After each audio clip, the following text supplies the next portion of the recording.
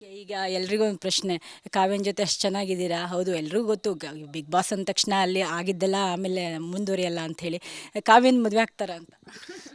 Madam ಈಗ ಒಳ್ಳೆ ಸ್ನೇಹಿತರಾಗಿದ್ದೀವಿ, ಸ್ನೇಹಿತರಾಗಿರ್ತೀವಿ ಅಷ್ಟೇ. ಈ ಗಿಲ್ಲಿ ಮನಸ್ಸು ಕದ್ದಿರೋ ಹುಡುಗಿ ಮದುವೆ ಯಾವಾಗ ಅಂತ.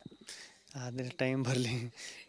ಏನು ಪ್ಲಾನ್ ಇಲ್ಲ. ಈಗೇನು ಪ್ಲಾನ್? ಯಾಕಂದ್ರೆ ಎಲ್ಲರೂ ಬಿಗ್ ಬಾಸಿಂದ ಬಂದ ತಕ್ಷಣ ಒಂದು ವಿಜಯ ಅನ್ನೋ ಥರ ಇರುತ್ತೆ. ನೆಕ್ಸ್ಟ್ ನನ್ನ ಟಾರ್ಗೆಟ್ ಇದು ಅನ್ನೋ ಥರ ಎಲ್ಲ ಇರುತ್ತೆ.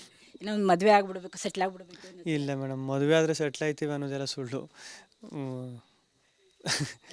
ನೆಕ್ಸ್ಟ್ ಸಾಕಷ್ಟು ಸಿನಿಮಾಗಳಲ್ಲಿ ನಿಮಗೆ ಕಾಯ್ತಾ ಇದ್ದಾರೆ ಹೊರಗಡೆ, ಅದಂತೂ ಗೊತ್ತು. ಯಾವ ಥರ ಚೂಸ್ ಮಾಡ್ಕೊಂಡು ಹೋಗ್ತೀವಿ? ಅದೇ ಮೇಡಮ್, ಫಸ್ಟು ಬರಲಿ, ಇನ್ನೂ ಯಾವುದೂ ಬರಲಿಲ್ಲ, ಬಂದಮೇಲೆ ಗೊತ್ತಾಗೋದು ಎಲ್ಲ. ಆ ಥರ ಏನೂ ಇಲ್ಲ ಮೇಡಮ್, ಚೆನ್ನಾಗಿ ಎಲ್ಲ ಸಿಂಕ್ ಆದರೆ ಮಾಡ್ಕೊ ಹೋಗೋದು ಅಷ್ಟೇ. ಜನ ಇಲ್ಲಿವರೆಗೂ ಪ್ರೀತಿ ತೋರಿಸೋರಲ್ಲ, ಅಷ್ಟೇ ಸಾಕು, ಇನ್ನೇನು ಬೇಡ. ಬಂದಿರೋದೆಲ್ಲ ಅಷ್ಟೇ.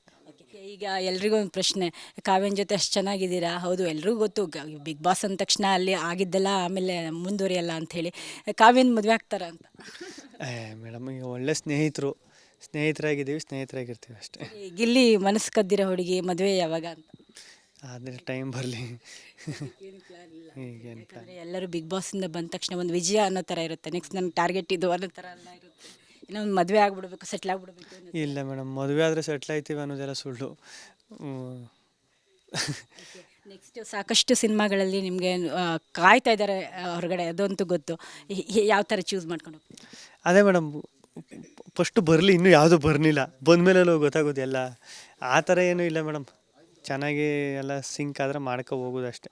ಜನ ಇಲ್ಲಿವರೆಗೂ ಪ್ರೀತಿ ತೋರಿಸೋರಲ್ಲ, ಅಷ್ಟೇ ಸಾಕು, ಇನ್ನೇನು ಬೇಡ. ಬಂದಿರೋದೆಲ್ಲ ಅಷ್ಟೇ.